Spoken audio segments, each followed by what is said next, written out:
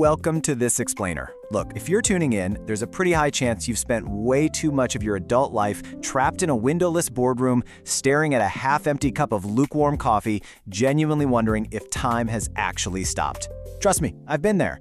I have survived the procedural chaos, the endless public comment sessions, and those agonizing 3-hour meetings that desperately should have been an email.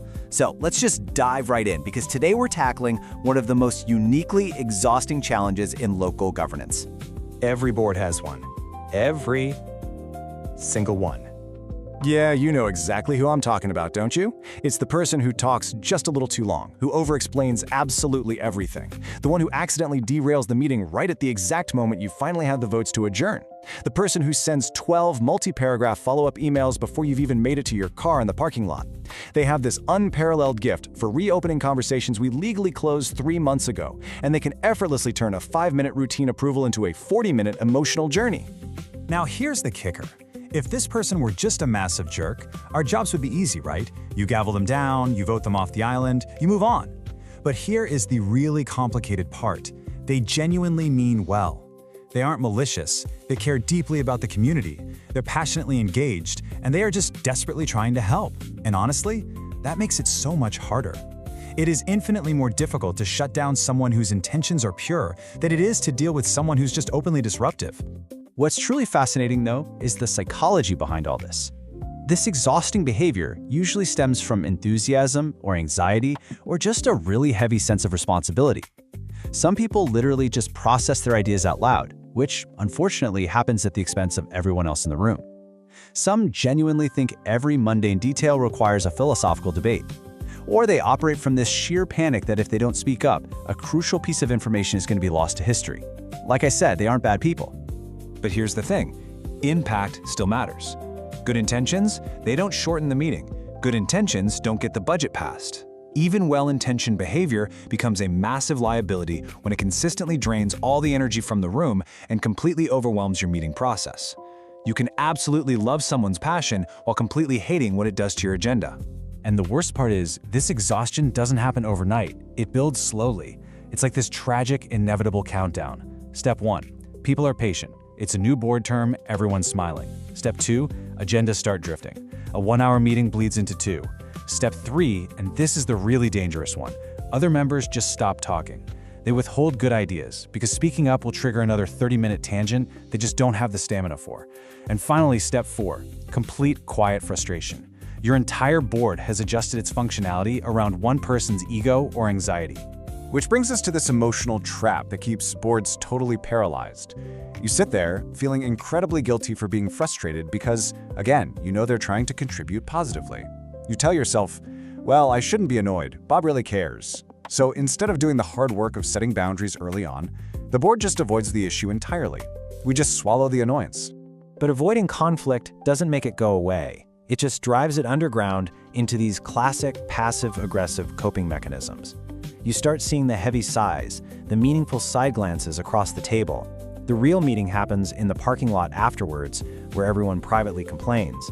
Half the room mentally checks out, just staring at their phones, while the chair quietly tries to manage around the behavior instead of actually managing it. And here is the truly tragic irony of the whole situation. Because everyone is being so polite and passive-aggressive, the well-intentioned hijacker is completely oblivious. They have absolutely no idea how much tension is building in that room. Honestly, they think they're crushing it. They genuinely believe they are the MVP of the board.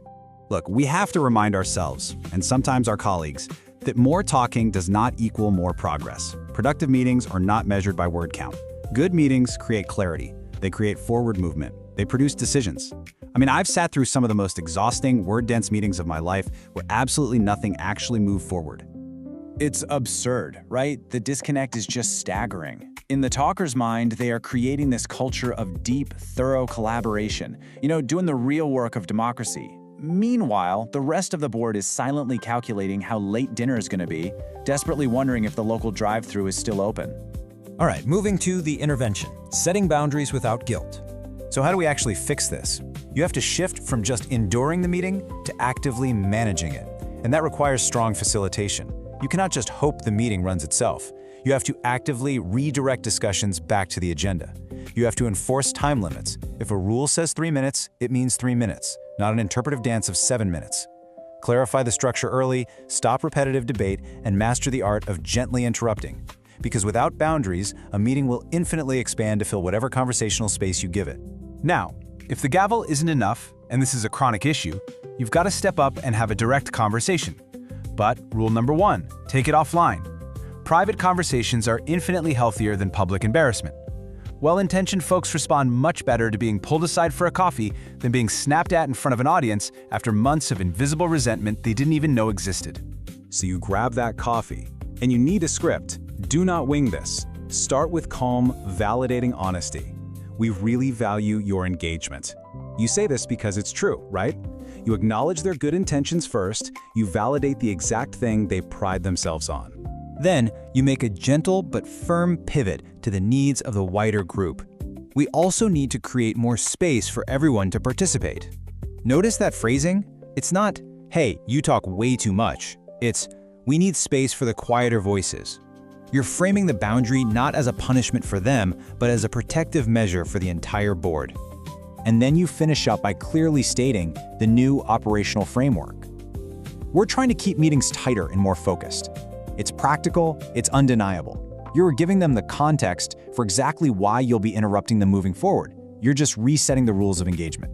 Because healthy governance is not about forcing everyone into the exact same corporate mold. You're always going to have different styles, and honestly, you want them. You've got your wonderfully concise folks, your deep analysts, your storytellers, and those members who are entirely reliant on Robert's Rules of Order just to function in daily life. The goal of a well-run board isn't to turn everyone into the same predictable personality type. We aren't trying to stifle passion here. The goal is simply making sure everyone can contribute without one single communication style sucking all the oxygen out of the room. You just have to make sure the storytellers leave enough air for the analytical folks to breathe. So it all comes down to this delicate balance.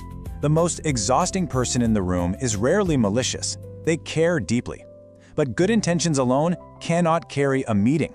Seriously, good intentions will literally keep you in that room until 11 p.m. You have to balance those intentions with healthy structure. You have to balance robust discussion with actual measurable progress. Because eventually, even the most patient people in the world get tired. And when your best board members get tired, they quit. So, I'll leave you with this final thought as you look ahead to your next agenda.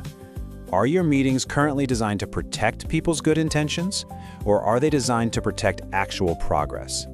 Just something to think about before you call the next roll.